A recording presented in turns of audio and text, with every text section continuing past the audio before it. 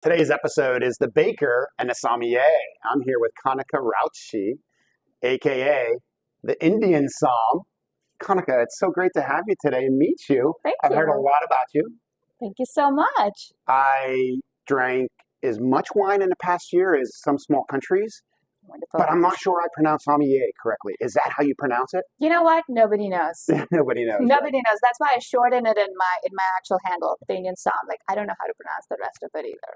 Somm to me is an actual person who has that particular job in a restaurant. I don't work in the industry in a restaurant hospitality. I have just actually started working there, and I do my own classes, so I do pour out wine. So Oh, wow. that's why I call myself the Somm. But it is kind of ironic too. It's a little bit of both. But yes, my journey has been a little untraditional. I am a biomedical engineer, and then what attracted me to wine was all of the chemistry and the science behind it. Sure, And I sure. am a huge foodie. I love cooking and I love pairing it with just amazing wine. And I wanted to learn more about it. So It sounds like we'd get along great because, I'm a I huge see. foodie. Of course. I love baking because of the science behind baking. Yeah. And as soon as you said biomedical engineer, I'm starting thinking, well, I belong to a great wine club. We make some delicious wines, and there's just so much science that goes into I know. making sure that what pairs well with the wines you've chosen. Yes, so our first wine today is a really unique one. I don't know a lot of people know Smells about it, awesome. It smells right? very good. So this is an Aglianico. It is from the south of Italy. I love Italian wines. Actually, you'll see me say that about every single wine. I love every wine. But I thought that some of your amazing savory flavors were so inspiring. I mean, I was just talking to you earlier about the olive focaccia. Right. We've just been like, Right. it's amazing. It's just amazing. So, Have you tried it with a little avocado spread on top of it? oh my God, Yeah, like an toast avocado it. toast? Yes, toast it, a Oh, little wow. bit of butter, and then put guacamole or avocado on it. Yeah. Well, that is something we need to go and try Excellent. pronto. Excellent. But I thought that some of these wonderful flavors of the olive and then the other one that is there, the garlic and herb, Right. goes so well Let's just with show that there. the Italian wine. Right. Right. And this wine, it's kind of rustic. It has May these I? wonderful, absolutely. Cheers. Cheers. So I always recommend everybody do a lot of like swirl and a smell.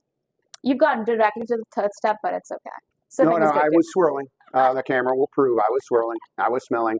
I was watching the legs. Hey, no roll judgment down out the here. glass. It is a wonderful wine. That is delicious. I love the dryness of it. Mm-hmm. I can feel the wine just tingling on my tongue because it's pulling that. It's got that dryness to it. Yeah. That's usually the wines that I prefer, dry reds. Oh my lower God. sugar. Okay, we're gonna change your mind with the other one because it's a complete opposite. Okay. I'm not But- saying I don't drink them. But no, this is such a wonderful wine. It's from the south of Italy, and it's a region very close to Naples. And these wines are very rustic, very bold, very big Right, wines. right. So I see a lot of like tar notes. It's got a little bit of that herby flavor, which I feel like Italian wines always have. And it goes so well with the garlic parmesan and our olive notes. It kind of enhances it. I really like pairing stuff that actually enhances the flavor too of the bread itself or whatever we are tasting with it. So let's try it with this. Let me. All right. You Well, tell let's go. me Let's go what slice you in. what you feel This like. is everybody's favorite slice. It's The the butt end end? piece. It's Yeah. the butt end, right? Yeah. Or the heel. Either way, it doesn't sound very savory. Although this is our savory bread. But let's go dig in a little bit. Okay, Let's we're get that digging in deeper. first All slice. right, I'm gonna break bread with you. Oh, I love it. Here you go. Thank you. All right. So good. All right. So now you've got those beautiful deep olive notes, and it's a little bit of herbal notes. So now try it with this wine. See how that lifts up the olives and how that lifts up the berry and flavors from the wine? That That's is like a fantastic. great pairing. Right. It doesn't take away from each. It kind of enhances both of them Yeah. and it kind of gives it That's a a good whole pairing. new flavor. Yeah. This is a Rutherglen Muscat. Okay. It is a very, very different kind of wine, and this comes from Australia. Would you classify this as a dessert wine? It is, and it's a fortified wine. So what they do is the grape is a brown muscat. It's Muscat of Alexandria, and it is very, very floral. You can smell all of those. It's so aromatic, right? It's so beautiful. So I can smell that in my eyebrows. That's I've never heard good. that, but I'm going to use it. That's amazing. So this one, they actually let the grapes hang, like the hang time. They let them hang on the wines Oh, so they itself get for a really while. ripe then. They do, and then they make it. And sometimes the grapes can reach like 20% plus above goodness. like alcohol. Sure. So they actually, because the yeast, and you make wine, so the yeast can't, like to arrest them, they actually put in more alcohol in it too. So this is like a fortified wine too.